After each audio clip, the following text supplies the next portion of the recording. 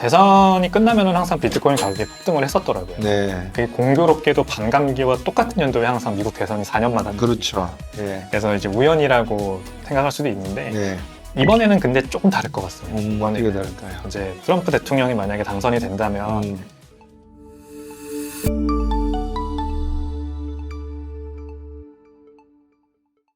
제가 이제 여쭤봐야 될 질문이 그건 것 같아요. 비트코인의 알트코인이나 스테이블 코인에 대한 트러스트, 크레디빌리티는 아직까지는 부족하다. 그리고 많은 거기에 사기성과 배임 횡령과 여러 가지 경제적인 문제가 존재하고 있다 말씀을 하셨는데, 그 법안은 결국은 국회가 만들어내야 되는 거 아니겠습니까? 로비를 받든 뭐 받지 않든 국회에서 이것도 민생 경제고, 많은 나이 드신 분들이 자기의 돈을 투자할 곳을 찾지 못해서 야 비트코인 하니까는 그 아무 코인이나 그냥 툭 넣다 보니까는 뭐 수백억 원을 날리고 뭐 이런 분도 많이 계신단 말이에요. 국회에 가셔가지고 한번 이렇게 이야기해 보신 적 있으십니까? 네, 뭐 간담회는 한 2번 가본 적 있습니다. 국회의원들이 끝까지 앉아 있습니까? 한 10분 하고 인사만 하고 가버립니까? 보통 다 가시죠. 이런 상태예요. 예. 이런 사람들이 무슨 법안을 만들어냅니까? 그래서 우리 백운정 이사 같이 직접 현장에서 뛰는 분들이 법안을 만들어요. 이런 법안을 좀 해줬으면 좋겠습니다. 이게 로비예요. 미국은 로비예요.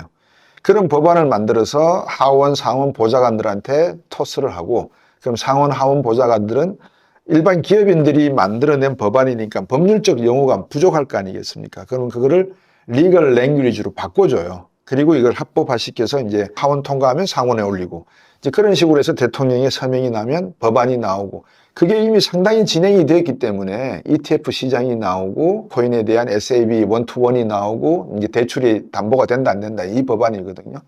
벌써 나오는 겁니다. 근데 대한민국은 뭐 하고 있어요 지금? 그죠? 그런 의미에서 보면 알트코인 시장은 제가 볼 때는 99.9%는 사기 시장입니다. 제가 보는 관점에서. 근데 여기서 단 한 개 걸리는 시장이 있어요. 알트 시장 중에 하나가. 이거는 알트라고도 하기도 하고 비트코인과 같은 암호화폐 체계의 코인이라고도 합니다. 이더리움. 이더리움은 어떻게 보세요? 알트입니까? 아니면 비트코인 체계에 있는 겁니까? 이더리움도 알트코인이고요. 네. 비트코인과는 근본적으로 다른 속성을 가지고 있습니다. 네, 그렇죠. 저는 이제 증권의 속성을 많이 가지고 있다고 보고 있는데 이게 이제 첨예한 어떤 대립이 있습니다. 충분히 탈중앙화 되었느냐 아니면 안 되었느냐. 이제 FIT 21 법안을 말씀드렸는데 그 법안에 이제 기준이 잡혀 있어요. 어떤 뭐 노드가 네. 전체 노드 수의 20%가 하나의 개인이나 아니면은 집단에 치중화되어 있느냐 네. 이런 기준도 있고 그다음에 전체 발행량이 이제 한 명이나 또는 특정 그룹에게 20% 이상 집중화되어 있느냐 그 이상이면은 증권으로 보고 그 이하면 상품으로 본다라고 합니다. 네. 미국 상법에 뭐 그런 내용이 있겠죠. 그럴 것 같습니다. 근거가 있을 것 같습니다. 예. 근데 이제 이더리움이 여기 들어가냐 안 들어가냐 가지고 이제 업계에서는 굉장히 자신 있어 합니다. 이더리움은 네. 분명히 이러면 상품으로 구분될 것이다. 음.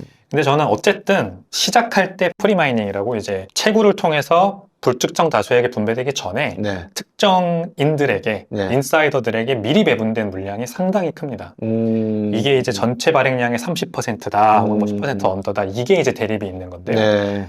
많습니다. 아무튼 굉장히 많고 시작부터 그랬고 네. 그 후에 이제 비트코인과 똑같은 POW 방식으로 채굴을 하면서 발행이 될 때는 그래도 그 부분이 이제 완화되고 있었다고 저는 봐요. 네. 근데 머지 업데이트라는 걸 하면서 POS로 전환이 됐습니다. 네. 채굴자들에게 디피커티 범이라는 걸 날려서 다 떠나게 만들었어요. 그러니까 이거는 절대 탈중앙화되어 있다고 볼 수 없습니다. 네. 그 안에 리딩하는 세력이 존재하는 거고 그 세력이 하나의 특정 프로토콜을 구성하고 있는 하나의 세력을 죽여버린 겁니다. 네. 작업 증명과 네, 지분 증명 지분 증명. 이렇게 해석할 네. 수 있습니다. 지분 증명은 뭐 주식회사 구조와 비슷합니다. 많은 코인을 가지고 있을수록 더 많은 의결권을 행사할 수 있습니다. 그리고 말씀드렸죠. 초반에 아예 시작할 때부터 몇몇 인사이더들에게 많은 물량이 배분됐다. 네. 그러니까 이 사람들이 혜택을 보는 겁니다. 그렇죠. POS로 전환되면. 네. 그래서 탈중앙화의 길을 스스로 버리고 POS로 대주주들만 배불려주는 시스템으로 바꾼 거예요. 예. 그러니까 이거는 스타크 옵션과 비슷하다 보시면 되겠습니다. 맞습니다. 예. 예. 그러니까 탈중앙화 되었다고 볼 수 없고요. 그럼 이거는 그냥 증권입니다. 네. 비등록 증권입니다. 증권. 다른 알트코인들과 그렇죠. 비슷하다. 이렇게 저는 생각합니다. 제가 이제 알트코인에 대한 이야기도 쭉 듣고, 그 다음에 이더리움에 대한 어떤 알트코인 중에 하나라는 말씀도 주셨고, 근데 그거는 이제 걔네가 어떤 분들 사이에 좀 엇갈리는 부분도 있더라고요. 이게 또 비트코인류의 블록체인 기술을 이용하고 있으니까 민팅을 하지만 마이닝의 기술과 연계된 나름대로의 우량 알트코인이다. 뭐 이렇게 판단을 해서 비트코인류로 보는 분이 계셔서 제가 이제 그런 질문을 드렸습니다. 최근에 미 대선을 앞두고 바이든이 대통령이 되면 비트코인 가격이 암호화폐 가격이 하락할 것이고 트럼프가 되면 폭등할 것이다. 이거 25만 달러 간다고 하는 배경에 트럼프의 승리를 점친 내용이 있는 것 같아요. 그래서 이 점에 대해서는 비트코인의 가격을 놓고 예측하는데 25만 달러 또 100만 달러까지 막 나오고 있는데 우리 백운정 이사는 어떻게 보세요? 대선이 끝나면은 항상 비트코인 가격이 폭등을 했었더라고요. 네. 그게 공교롭게도 반감기와 똑같은 연도에 항상 미국 대선이 4년마다 하는 그렇죠. 거니까. 예. 그래서 이제 우연이라고 생각할 수도 있는데 네. 이번에는 근데 조금 다를 것 같습니다. 어떻게 이번에는 다를까요? 이제 트럼프 대통령이 만약에 당선이 된다면 음. 그동안 이제 굉장히 친화적인 발언들을 많이 해놨어요. 네. 그래서 의회에 계류 중인 많은 법안들이 다 통과되고 대통령령으로 통과를 시킬 거고 네. 그러면은 이제 아무래도 미국 내에서 네. 이 암호화폐 업이라고 산업이라고 하는 게 굉장히 많이 좀 많이 성행을 할 것 같습니다. 네. 그게 비트코인 가격을 밀어 올릴 거는 뭐 의심할 필요 없는 내용인 것 같아요. 네. 다만 이게 건강한 성장이냐는 이제 다른 얘기입니다. 왜냐하면 그렇죠. 트럼프 현재 공화당 후보는 비트코인의 가치를 그렇게 잘하는 사람은 아니고 네. 말씀하신 것처럼 그냥 이게 기회라고 보는 거죠. 예. 유권자들의 표를 살 수 있는 일단 기회고 그 다음에 리버테리아니즘을 약간 섞으면서 이제 나는 기업인 출신의 자수성가형 그렇죠. 정치연이야. 이런 어떤 컨셉에 굉장히 잘 맞아떨어지는 거죠. 그러니까 비트코인의 뭐 가치, 셀프 커스터디 이런 거는 아마 그렇게 크게 가치를 두지 않고 있다고 생각을 합니다. 네. 특히 달러 신봉론자예요. 원래는 그렇죠. US 달러가 최고다라고 생각했던 사람입니다. 그래서 원래 암호화폐 비트코인은 아주 적대시했는데 지금은 공존할 수 있다고 얘기를 합니다. 네, 공존할 수 있다고 얘기하는 거는 뭐냐면 비트코인이 거래량이 늘어나면 USDT라는 스테이블 코인 거래량이 늘어납니다. 그게 테더라는 회사가 미국 국채를 사서 가치를 보존하는 거거든요. 그래서 그거를 아마 알고 그렇게 얘기하는 것 같습니다. 네. 결국 미국채의 수요가 늘어나는 하나의 채널이 더 생긴다 정도로 보는 거죠. 네. 로버트 케네디 주니어 같이 이제 민주당이었다 무소속 되신 분들은 예. 그게 아니라 본질적으로 미국 정부나 아니면 연준이 지금 무분별하게 너무 많은 돈을 풀고 있고 부채가 천문학적으로 늘어나고 있기 때문에 이 신용화폐 피라미드가 더 이상 지속될 수 없다. 그래서 신용화폐 피라미드의 상단에 있는 미국 국채 플러스 금, 은, 뭐 귀금속 그리고 비트코인 같은 안전자산이 필요하다라고 보고 비트코인을 사실 주창하시는 분이고요. 원 오브 댐으로. 네, 이런 게 훨씬 더 건강한 사실 그래 정치적 아젠다죠. 예. 바이든 대통령은 별 생각이 없으신 것 같습니다. 싫어하십니다. 싫어하시는데 예. 다만 이제 하원의 척 슈머 의장이라던가 예. 이런 분들이 이제 FIT 21 법안에 찬성표를 던졌어요. 예. 원래 암호화폐 반대론자였습니다. 그렇죠. 낸시 펠로시 의원, 중진 의원들이 지금 젊은 의원들과 결을 같이 하고 있단 말이에요. 이러다 대선 질 수도 있겠다 싶은 거죠. 네. 그래서 바이든 대통령 뭐 행정부는 네. 여전히 반대하겠지만 예. 백업을 해주는 민주당의 의견이 지금 완전히 친화 쪽으로 바뀌고 있기 때문에 다시 바이든 대통령이 당선되더라도 지금보단 나은 상황이 될 거라고 생각을 합니다. 네. 그래서 가격 측면에서는 좋을 것 같습니다. 누가 당선되던. 그렇죠. 우리 백운종 이사님하고 이렇게 이야기를 나누다 보니까 이제 기본적인 궁금증들이 조금씩 풀리지 않는가 하는 기대감을 저는 해봅니다. 왜냐 그러면 이 정도도 이해를 못 하시고 비트코인을 보고 계시는 분들이 상당히 많아서 제일 어려운 게 뭐냐면 이 개념 아까 말씀하신 택배 박스 포장해서 차곡차곡 이제 배달할 물건들을 쌓아가는 이 과정, 이 체인 과정을 이해 못하는 분부터 시작을 하거든요. 그러면 앞으로 비트코인 가격이 25만 달러까지 갈 수도 있다라고 이제 긍정적으로 저도 보고 있고 평가를 한단 말입니다. 자산 노릇의 투자 가치는 충분히 있다. 저도 그렇게 방송에서 말씀을 드렸어요. 다른 알트코인은 보지 마라 그랬습니다. 제가 네. 이더리움하고 비트코인은 마치 금과 은 같다. 이더리움도 어떤 잠재성은 있는 것 같으니까. 그리고 이더리움을 만들어낸 친구도 사토시 나카모토처럼 약간 좀 천재성 어떤 기능을 가지고 있는 애인 것 같아서 관심 있게 볼 필요는 있지만 나머지 알트코인이나 스테이블 코인은 관심 갖지 마셔라. 제가 분명히 말씀을 드렸거든요. 백은종 이사께서 투자를 하는 방법, 투자 전략이 있으면 전술이 있어야 될 거 아니겠습니까?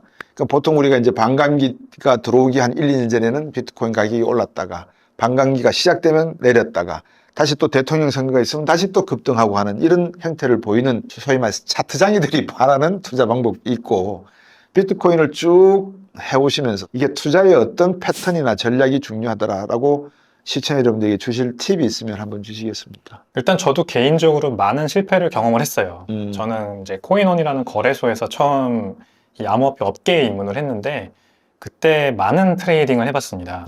현물 일단 뭐 알트코인 그런 선택 매매 이렇게 해서 뭐 많이 오를 것 같은 것들 막 사놓고 쟁여놓으면 오르겠지 했지만 다 지금은 없어졌습니다. 네. 네, 4개를 샀는데 3개가 없어졌습니다. 예. 하나는 살아있는데 음. 가격이 안 오릅니다. 네, 그런 것들 거의 대부분이고요.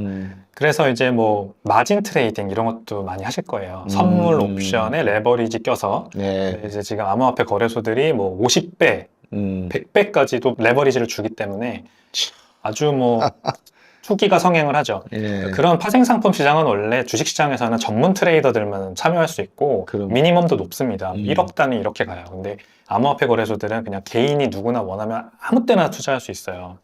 그래서 거기에 더 오히려 이제 피해가 많이 발생을 하는 거예요. 네. 저는 그것도 많이 이제 청산을 당해봤습니다. 네. 큰 돈도 벌어봤고 큰 돈도 잃어봤고요. 네. 그래서 저 같은 일반 어떤 사람들에게 가장 좋은 투자 방법은요. 계속해서 적립식 매수를 하는 거예요. 이제 비트코인은 사이클이라는 게 존재하고 그 사이클의 말미에는 항상 이제 전고점을 뚫고 신고점을 형성하는 패턴이 반복이 됩니다. 예. 그 기간이 근데 뭐 2년, 뭐 1년, 2년 이렇게 길고요. 네. 그 안에 엄청나게 많은 일들이 있습니다. 사기꾼이 나오기도 하고, 뭐 폭락이 오기도 하고, 폭등이 네. 오기도 하고. 근데 그거를 일반 사람들만 가지고 있는 그런 심리나 어떤 스트렝스로는 견디기가 어렵습니다. 그래서 love detachment라고 하는데 떨어뜨려 놔야 됩니다. 사랑이라고 하는 건 가끔 헤어져 있을 때 그 사랑이 깊어진다는 그 말씀입니다. 맞습니다. 예. 예, 제가 비트코인으로 돈을 정말 벌고 싶다면 계속 샀다 팔았다 하고 뭐 레버리지 껴서 투자했다가 뭐 청산하고 이러지 말고 잊어버리고. 사서 잊어버려야 됩니다. 그게 최고입니다. 그리고 또 이제 원화채굴이라는 말이 있습니다. 네. 제가 열심히 현실 생활에서 일을 해서 예. 돈을 벌고 현금을 벌고 그걸로 또 비트코인 사고. 그래서 이제 비트코인 커뮤니티에서는 이 말이 가장 많이 씁니다. Stay humble and stack sats. Stay humble, 겸손하라. 그리고 stack sats. sats가 이제 비트코인의 최소 단위거든요. 예. 사토시. 예. 그거를 계속해서 축적해라라는 말이 가장 많이 쓰이는 유행어입니다. 예. 그러면은 다시 사이클 고점이었을 때 엄청나게 많은 돈을 벌게 돼요. 근데 그걸 못 버티고 다들 이제 팔죠. 그렇죠. 그래서 오랫동안 계속해서 축적하는 투자를 하면 반드시 성공합니다. 시청자 여러분, 경제단판에서 제가 몇 번을 말씀드리는 투자의 가장 중요한 포인트는 들고 오래 가는 겁니다.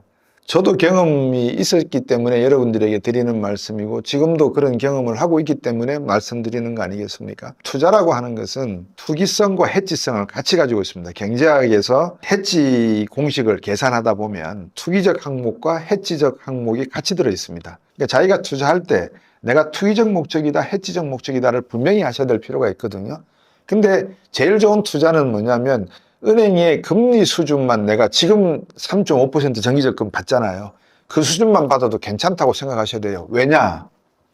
미국 국채의 일반 평균선이 이자율이 3.5% 수준입니다.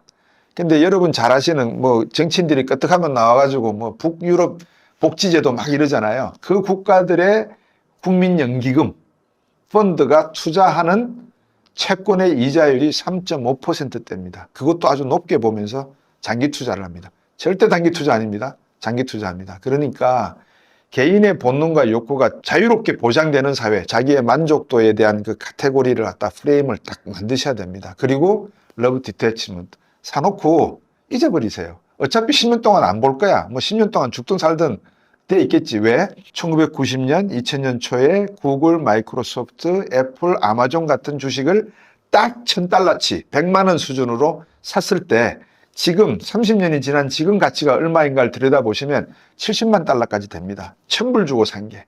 그러니까 양질의 종목은, 성장 가능성이 있는 종목은 그거를 고르는 게 힘들죠, 물론. 그러니까 경제단판을 들으세요. 그러면 돼요.